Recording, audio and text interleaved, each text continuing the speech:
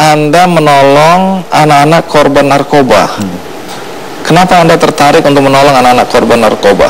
Kebetulan memang saya tinggal di lingkungan mahasiswa, saya terima kos-kosan waktu itu, ya, banyak anak mahasiswa, dan saya mulai mengerti bahwa di zaman itu begitu banyak anak-anak yang kecanduan narkoba, dan akhirnya kita putuskan bersama kawan-kawan yang lain untuk membentuk sebuah panti rehabilitasi untuk korban nafsa. Gitu.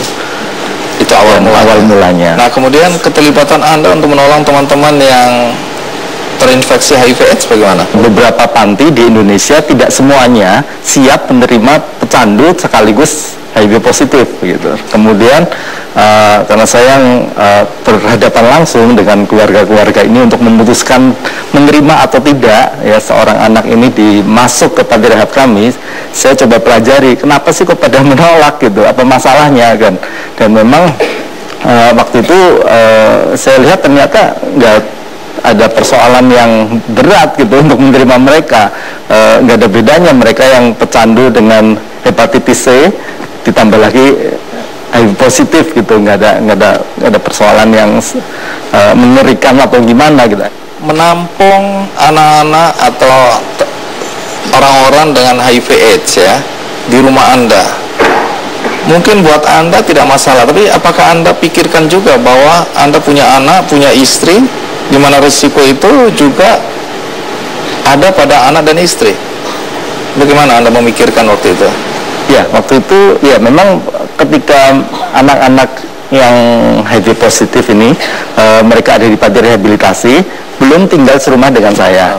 Ada di sebuah lokasi yang berbeda. Tapi saya bergaul hampir setiap hari, tapi tidak tinggal bersama.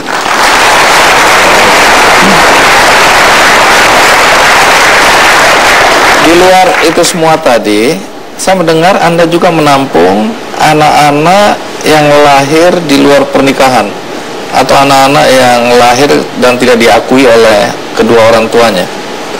Ya. Apa yang Anda lakukan dan mengapa Anda lakukan ini? Ya, berjalannya waktu, awalnya istri saya sebetulnya yang banyak mengkonseling kasus-kasus mahasiswi atau perempuan-perempuan muda di Jogja yang mengalami kehamilan tapi nggak tahu bagaimana caranya. Yang mereka tahu kebanyakan udah cepat-cepat aborsi aja, gitu. Nah, kita coba cegah bagaimana caranya kalau kamu udah salah melakukan hubungan seks sebelum nikah dan mengalami kehamilan tanpa rencana seperti itu, terus melakukan kesalahan yang berikutnya dengan membunuh janin yang dalam kandungan. Nah, kita cegah seperti itu. Tapi kita kan perlu solusi, ya. Jadi perlu solusi, dan akhirnya kita putuskan juga, oke, kamu bertanggung jawab selama masa kehamilan aja, nanti lahir kami yang asuh, begitu. Anak-anak itu lalu diapakan?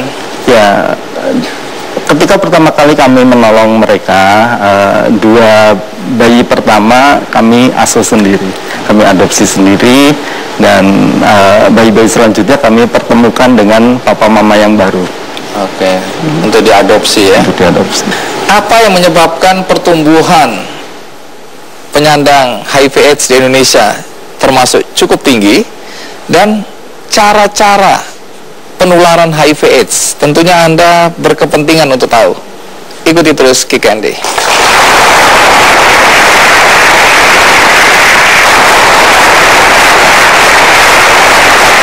Pak semua, tentu saja tidak mudah ngurusin mantan pecandu narkoba, ya, teman-teman dengan HIV/AIDS, karena banyak sekali tantangan yang dihadapi. Boleh tahu tantangan terberat yang Anda hadapi untuk membantu teman-teman kita, saudara-saudara kita yang seperti ini apa?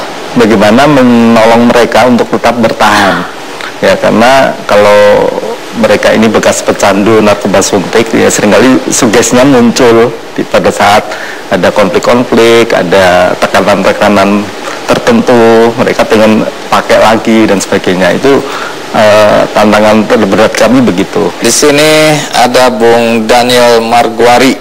Boleh tahu seberapa mengkhawatirkannya kondisi atau ancaman HIV/AIDS di Indonesia?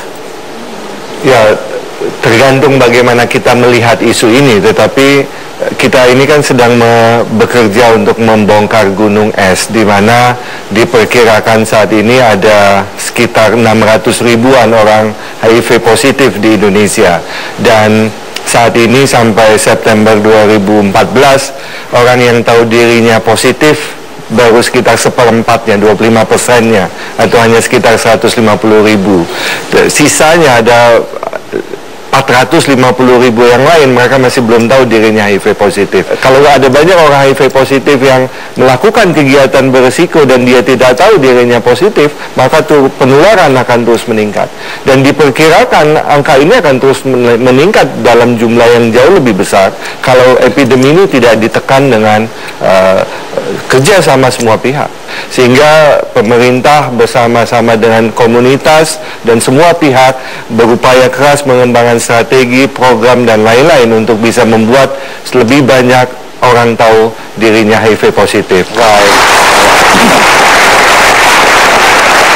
Terima kasih Bung Daniel sudah berbagi bersama kami semua ada di sini. Lalu mimpi Anda ke depan apa dalam konteks untuk menolong teman-teman yang... Saya berharap dengan kedepannya semakin banyak keluarga-keluarga yang siap ya mendukung ya kalau ada anggota keluarganya yang terinfeksi, tapi juga seandainya tidak pun membuka dirinya, hidupnya untuk mendukung orang-orang yang membutuhkan dengan apapun caranya lah. Tidak harus melakukan hal yang sama seperti yang kami lakukan, tapi paling tidak ada kepedulian, ada rasa empati dan berbagi dengan setiap mereka yang membutuhkan itu.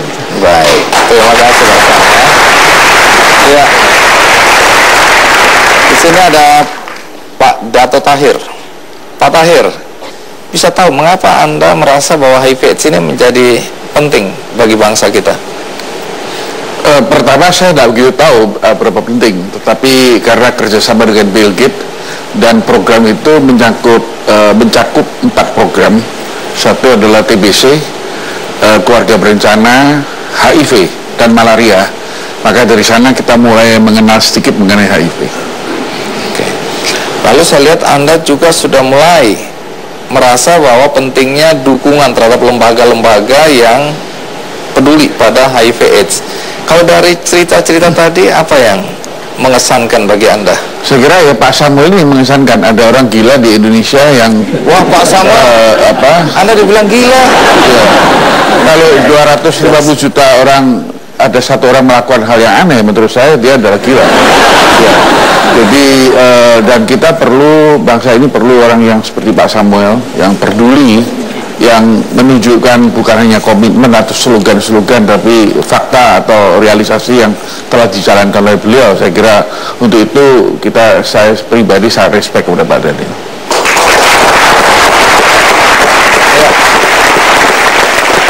Dengan kepedulian yayasan Anda ya, Tahir Foundation pada masalah HIV/AIDS ini, apa harapan Anda?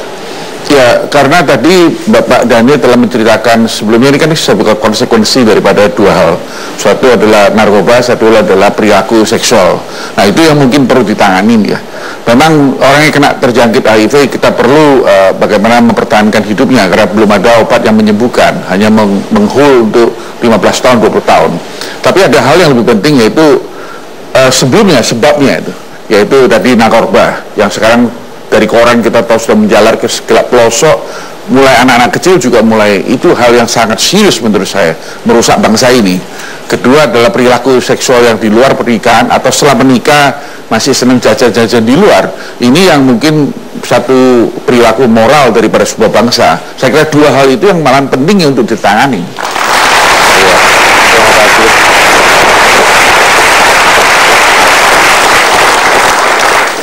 Hari ini saya ingin membagikan satu buku bagus ya, judulnya Melampaui Mimpi, dan penulisnya adalah pelakunya, tokoh di dalam ini yaitu Ginan Kusmayadi, dan dibantu oleh Sundea. Ginan sudah bersama kita. Ginan adalah sahabat saya, orang dengan HIV/AIDS yang terbuka. Kemudian dengan gerakannya bersama teman-teman Rumah Cemara di Bandung, menolong dan juga mengedukasi banyak orang tentang HIV/AIDS. Dan saya senang sekali Ginan menuliskan pengalaman hidupnya di sebuah buku. Ginan, boleh cerita, apa sebenarnya pesan yang ingin kamu sampaikan melalui buku ini? Ya, saya percaya akan sebuah quote namanya, dia bilang, you can keep it unless you give it away. Saya tidak akan mampu benar-benar memiliki sesuatu sampai saya mampu membagikannya. Dengan niatan tersebut, dengan niatan bahwa apa yang saya punya ingin benar-benar saya punyai, ya caranya adalah dengan saya berbagi dengan orang lain.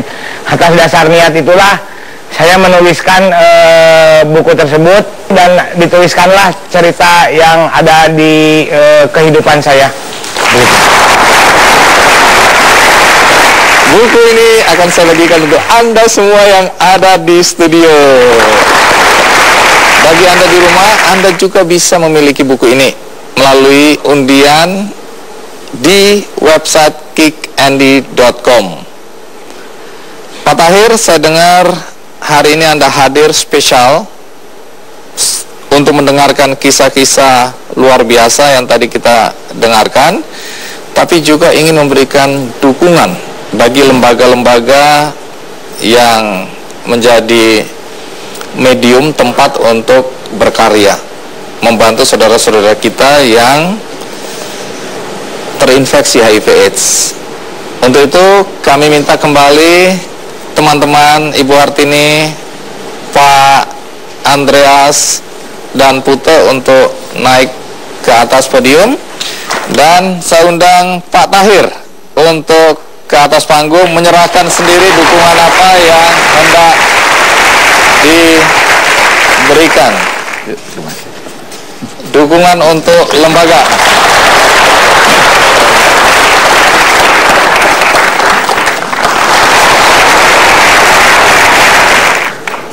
Baik, Ibu Hartini.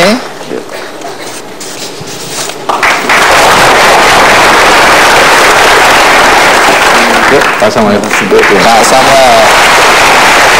Ya. Dengan demikian berakhir sudah, dan pesan saya adalah dengan memahami, mengetahui bahwa saudara-saudara kita, orang dengan HIV/AIDS juga bisa berbuat baik untuk lingkungannya, dan juga kita terpanggil untuk melakukan hal yang sama. Mari kita sama-sama berjuang dan sama-sama terus bersemangat untuk membantu bangsa kita. Sampai jumpa.